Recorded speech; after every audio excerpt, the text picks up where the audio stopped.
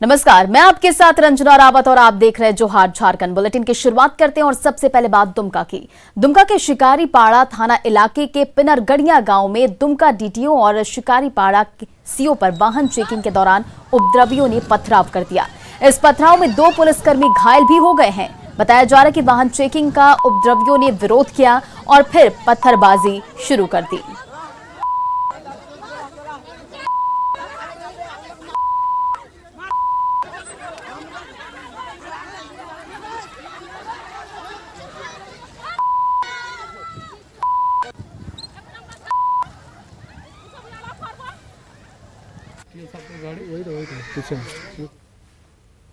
गिरिडीह के अंचल कार्यालय में जमीन का एलपीसी सर्टिफिकेट लेने के दौरान एक महिला ने जमकर हंगामा किया। दरअसल महिला ने जब अंचल के हल्का कर्मचारी त्रिभुवन यादव से पैसे मांगे तो कर्मचारी ने उससे पैसों की मांग की, साथ ही महिला से उसका मोबाइल नंबर भी मांगा। इससे नाराज महिला ने राजस्व कर्मचारी की जमकर पिटाई कर दी। किसी तरह आरोपी कर्मचारी ने वहां से भागकर अपनी जान बचाई।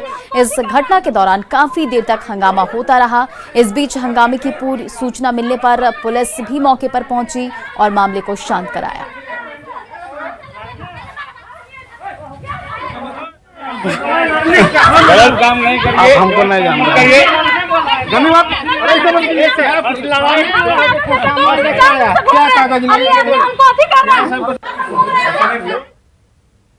इधर पलामू के मोहब्बतगंज में रेलवे 3rd लाइन के निर्माण कार्य में लगी अशोका कंपनी की साइट पर अपराधियों ने अंधाधुंध फायरिंग की। इसमें वर्कशॉप में काम कर रहे एक कर्मचारी को सीने में गोली लगी। घायल कर्मी प्रभु कुमार बिहार के औरंगाबाद के गांव बटानी के रहने वाले हैं। घायल कर्मचारी को फिलहाल अस्पताल में एडमिट कराया गया है, जहां उसकी स्थिति नाजुक बनी हुई है। इस पूरे घटना की जिम्मेदारी अमन साहू गैंग ने ली है और वारदात के बाद मौके पर एक पर्चा भी छोड़ा है। मौके पर पहुंची पुलिस ने पूरे मामले की जांच में जुट गई है।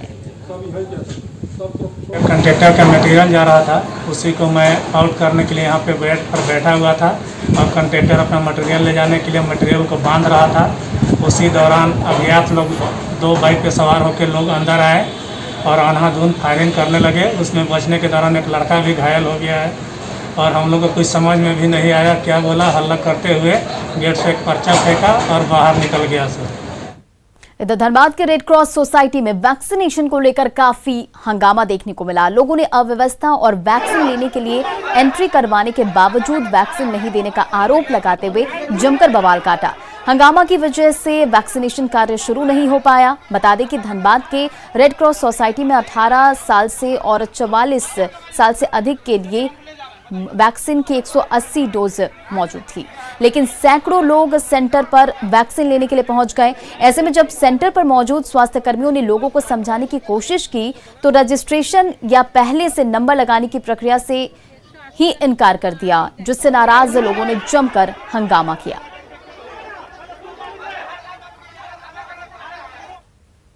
इधर लोहरदगा में किस्को वन क्षेत्र में पखार पंचायत के तिसैया गांव और उसके आसपास के इलाकों में बाघिन की मौजूदगी से लोगों में दहशत का माहौल है। यहां बाघ ने ग्रामीणों के बैलों के साथ ही 6 से अधिक मवेशियों को अपना शिकार बनाया है। लोगों की सूचना के बाद पलामू टाइगर रिजर्व की टीम ने आकर जांच की, जिसमें बाघिन की मौजूदगी के प्रमाण मिले हैं। बाघिन को ट्रैक करने के लिए पलामू टाइगर रिजर्व की ओर से 5 कैमरे भी लगाए गए हैं। हालांकि अभी तक बाघिन ने किसी इंसान पर हमला नहीं किया है, लेकिन लोग पूरी सतर्कता बरत रहे हैं। वहीं वन विभाग के मुताबिक पलामू टाइगर रिजर्व से जंगल के रास्ते लोहरदगा में घुसी बाघिन की हर हरकत पर टीम नजर बनाए हुए है। तो यह बाघ जो है पिछले 2 महीने में 2-3 बार आ रहा है। यह पीटीआर जो है पलामू टाइगर रिजर्व वहां से आया है, क्योंकि उनके यहाँ कुल 4 बाघ हैं। उसी में से एक बाघ हो सकता है। ग्रामीणों को इससे दिक्कत हो रही है, जो उसके पशु मारे जा रहे हैं। कैमरा हम लोग के पास उपलब्ध नहीं था, तो पीटीआर से भेजा गया है। 5 कैमरे हैं कुल, जिसको संभावित स्थानों पे लगाया गया है। के बारे में क्या बता रहे थे, क्या क्या नुकसान हुआ? बाघ मेरा नुकसान किया 3 ठो गाय बछड़ा, और उसको जब हम खोजबीन करने गए तो पाए वहाँ एक गुफा से निकलते हुए बाघ को देखे। वो बाघ ही था सचमुच। हम सिर्फ बाघ का नाम से जानते हैं, अब ये नहीं जानते हैं कि नर है कि मादा है, उतना तो आप कैसे पहचान पाएंगे। लेकिन हम देखें ये वो बाघ ही है। और बीजेपी के राष्ट्रीय अध्यक्ष जेपी नड्डा ने केंद्रीय कैबिनेट में शामिल 3 मंत्रियों से मुलाकात की। इन मंत्रियों में भूपेंद्र यादव, अन्नपूर्णा देवी और विशेश्वर टुडू शामिल रहे। ये तीनों नवनियुक्त मंत्री पहले संगठन का काम देखते थे, लेकिन कल ही कैबिनेट विस्तार में इन्हें नई जिम्मेदारी सौंपी गई है। कोडरमा सांसद अन्नपूर्णा देवी इससे पहले बीजेपी की राष्ट्रीय उपाध्यक्ष और हरियाणा की सह प्रभारी भी थी। कैबिनेट विस्तार के बाद अन्नपूर्णा देवी को शिक्षा राज्य मंत्री की अहम जिम्मेदारी दी गई है।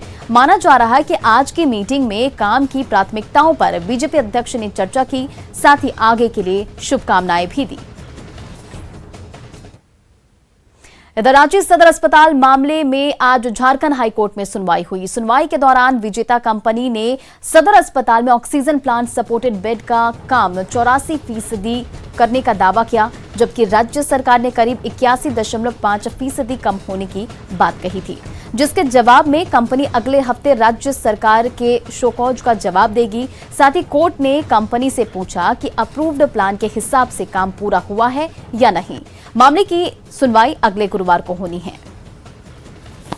सदर मामले में आज ऑनरेबल हाई कोर्ट में सुनवाई हुई और सरकार ने counter affidavit file, show cause file किया और उसमें उन्होंने कहा कि 81.5% अप्रॉक्सीमेटली विजेता कंस्ट्रक्शन ने काम किया है, और जबकि विजेता कंस्ट्रक्शन ने आज बहस में ये कहा कि वो 84% काम किया है। Honourable division bench of Jharkhand high court ने ये भी सरकार से क्वेश्चन किया कि अप्रूव्ड प्लान के हिसाब से क्या क्या काम हुआ है। झारखंड हाईकोर्ट में रेमडेसिविर कालाबाजारी मामले में सुनवाई हुई। सुनवाई के दौरान केस के आईओ से अप्रूव को लेकर सवाल पूछे गए। जवाब से संतुष्ट नहीं होने पर कोर्ट ने मौखिक टिप्पणी करते हुए तथ्यों में कुछ गड़बड़ी की बात कही, जिसके बाद राज्य सरकार से 1 हफ्ते के भीतर जवाब मांगा गया, जिसमें एसआईटी की ओर से मामले की जांच, चार्जशीट फाइल करने को लेकर पूरी रिपोर्ट मांगी गई। हालांकि एसआईटी का नेतृत्व कर रहे अनिल पाल्टा कोर्ट में मौजूद नहीं हो सके। आज जो सुनवाई हुई उसमें यही हुआ कि सब रिकॉर्ड, कोर्ट ने कहा है कि सब रिकॉर्ड आप प्रोड्यूस कीजिए कि एसआईटी की गठन कब हुई, उसके बाद क्या क्या स्टेप्स लिया गया, सो दैट कि इस निष्कर्ष को कोर्ट भी देख सके कि जो चार्जशीट फाइल हुआ है, ये चार्जशीट जो फाइल हुआ है इसमें एसआईटी गठन एसआईटी ने फाइल किया है या सीआईडी ने फाइल किया है। तो ये थोड़ा सा कन्फ्यूजन आज कोर्ट के अंदर था। तो बहुत सारे और भी कन्फ्यूजन था, जो आईओ का स्टेटमेंट था उसमें भी कन्फ्यूजन था। कभी कहते हैं कुछ विटनेस बना हुआ है, कभी कहते हैं कुछ बना हुआ है। तो इन सब चीज़ों को लेके हाई कोर्ट ने इसको पोस्ट किया, इस केस को नेक्स्ट वीक के लिए। पूर्वी सिंहभूम के बहराहुड़ा प्रखंड में इन दिनों हाथियों का आतंक लगातार देखने को मिल रहा है। मानुषमुड़िया और मांगरोसोल गांव में रात के अंधेरे में जंगली हाथियों ने जमकर उत्पात मचाया है। जंगली हाथियों के खौफ से ग्रामीणों की नींद उड़ गई है। हाथियों ने कई घरों को ध्वस्त भी कर दिया है, साथ ही कई दुकानों को भी क्षतिग्रस्त कर दिया है। गांव वालों की शिकायत पर वन क्षेत्र के रेंजर ने मौके पर पर्यावरण विभाग की टीम को भेजा। टीम ने गांव के नुकसान का जायजा लिया, साथ ही मुआवजे का भी भरोसा दिया है। मास्टर ताला में काया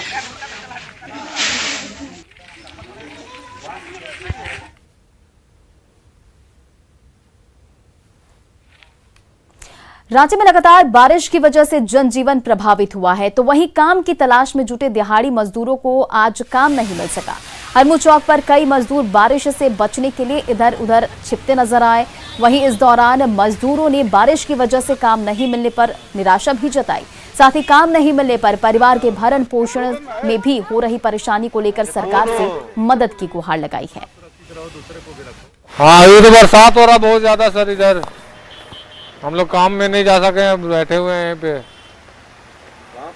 हम लोग कांटा टोली से आए हैं, अभी इतना दूर से आए हैं, छोटा छोटा बच्चा छोड़ के। काम हम लोग को मिल नहीं रहा है, हम लोग क्या खिलाएंगे बच्चा लोग को। बारिश की वजह से, बारिश हो रहा है तो कौन ले जाएगा हम लोग को काम करने। कमा रहे हैं, वीडियो कर रहे हैं, तो राशन पानी करो के दीजिएगा तब ना।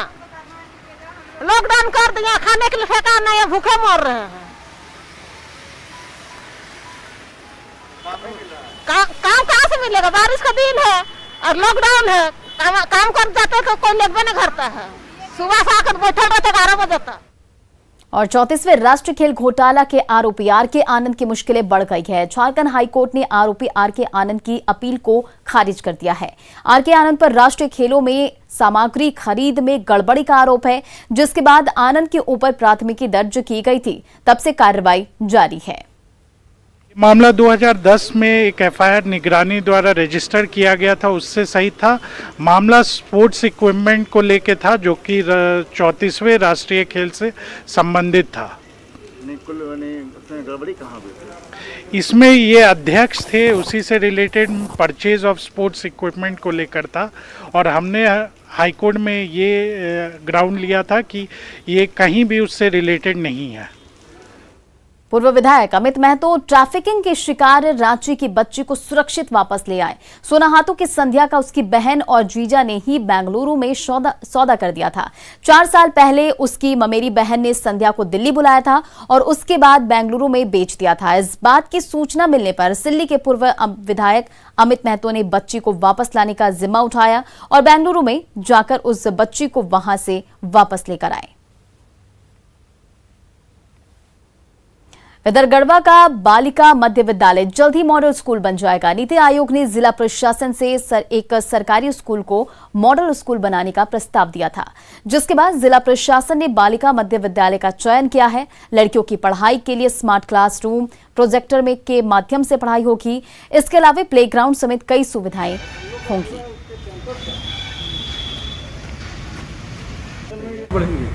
इस विद्यालय में वर्ग कक्ष मिलेगा हमको, चाहे बोर हो गया, सब मोटर भी लग गया। बच्ची को पानी पीने की भी दिक्कत थी, हमको बगल से पानी मांगना पड़ता था गर्मी में। अब है कि पानी का हमको दिक्कत नहीं है, पानी का कमी नहीं है यहाँ। शौचालय का भी कमी हमारा पूरा हो गया और 2 कमरा भी हमको मिल रहा है। मेरा ऑफिस भी जो जर्जर स्थिति में है, मैंने बहुत सुधार कर अभी तक इसको चला रहे हैं। ऑफिस भी हमको नया मिलने जा रहा है, इसलिए हम फिर नीति आयोग से ये विद्यालय स्वीकृत हुआ है कि यहाँ स्मार्ट क्लासेज और लाइब्रेरी के लिए भी इसकी स्वीकृति मिल चुकी है। उस दिशा में भी हम लोग कार्रवाई कर रहे हैं। स्मार्ट क्लास के लिए क्या व्यवस्था की जाएगी? इसमें स्मार्ट क्लास में 4-5 आइटम होते हैं।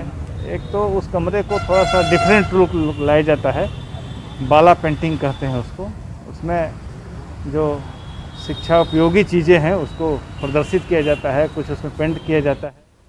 पूर्वी सिंहभूम के घाटशिला अनुमंडल के मुसावनी के अनाथ फकीर सोरेन को माता पिता का साया मिल गया है। 6 साल के फकीर सोरेन के पिता की बचपन में मौत हो गई थी और मां भी उसे छोड़कर चली गई थी। ऐसे में मुसावनी पंचायत के मुखिया प्रधान सोरेन की उस पर नजर पड़ी, जिसके बाद उसकी मासूमियत देख प्रधान सोरेन का दिल भर आया और उन्होंने बच्चे को गोद लेकर उसकी परवरिश का जिम्मा उठाया है।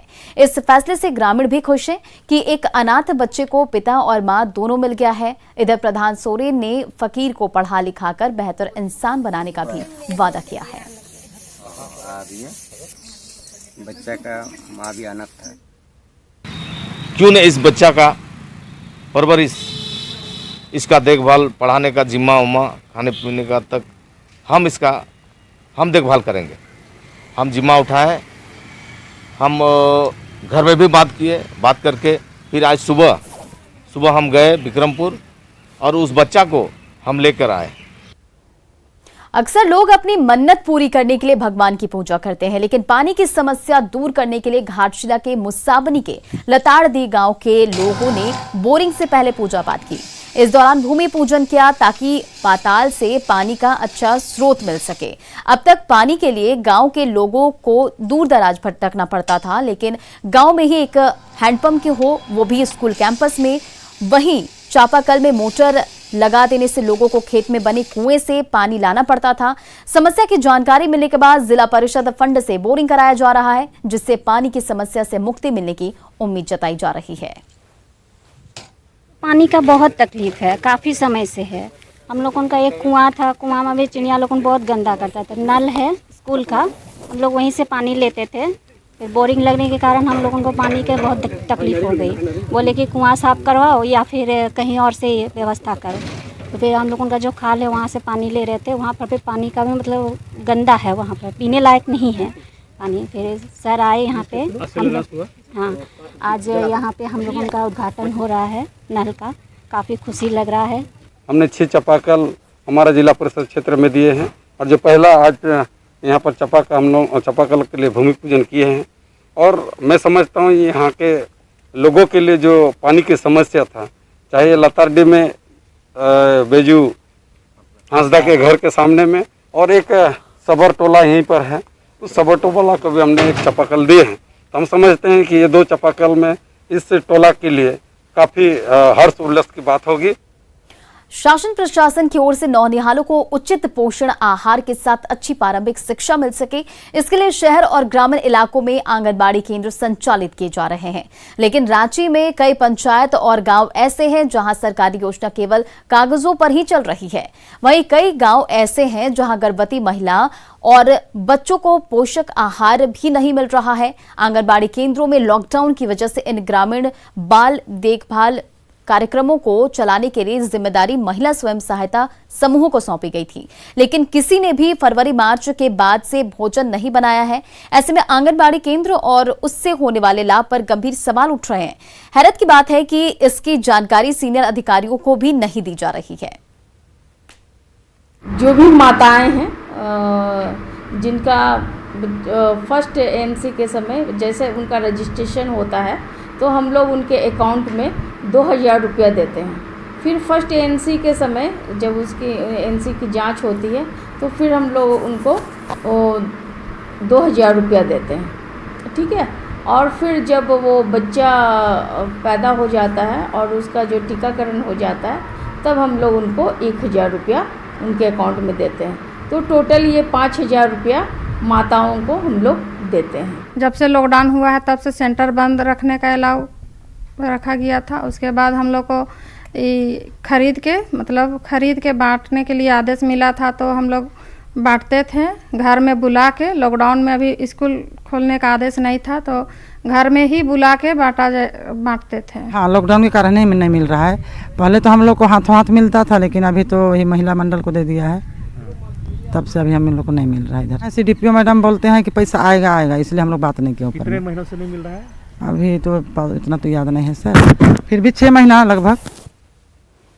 और एक बड़ी खबर पड़ोसी राज्य बिहार से आ रही है, जो कि दरभंगा पार्सल ब्लास्ट से जुड़ी खबर है। 3 आरोपियों को लेकर पटना पहुंची NIA की टीम। बता दें कि दरभंगा पार्सल ब्लास्ट से जुड़ी बड़ी खबर आ रही है, जहां 3 आरोपियों को लेकर पटना पहुंची NIA की टीम। नासिर इमरान काफिल को लेकर पटना पहुंची है NIA की टीम। कल तीनों को पटना NIA कोर्ट में पेश किया जाएगा।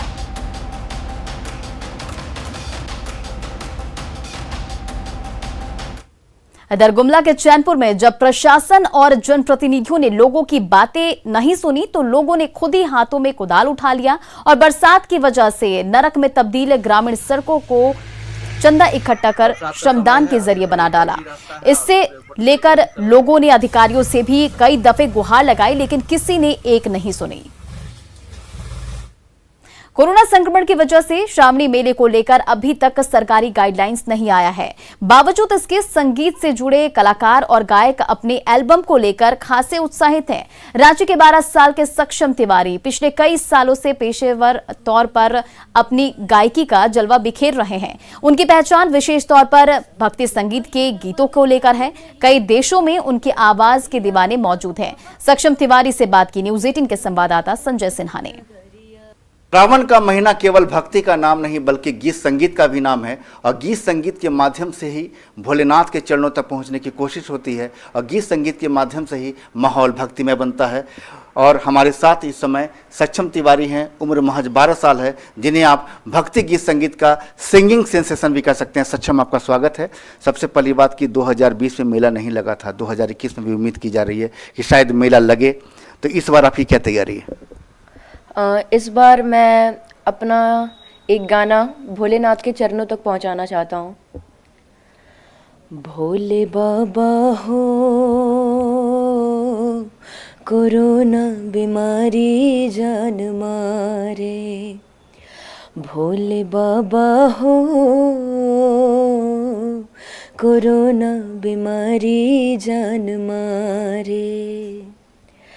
हे देवों के देव महादेव विपदा हरि भोलेनाथ, कृपा करी बाबा जान बचाई, हे नाथों के नाथ। फैलल बा महामारी बाबा, संकट पड़ल बा भारी बाबा, इंसान भइल बलाचार। भोले बाबा हो कोरोना बीमारी जान मारे। बेहतरीन सक्षम ऐसे कहते हैं कि भोजपुरी जो भाषा है, गीत है, वो सीधे दिल में उतरती है। तो एक बार भोजपुरी में कुछ गाकर सुनाए जो भोलेनाथ के चरणों तक पहुँचे। जी हाँ ज़रूर, ये मेरा खुद का गाना है।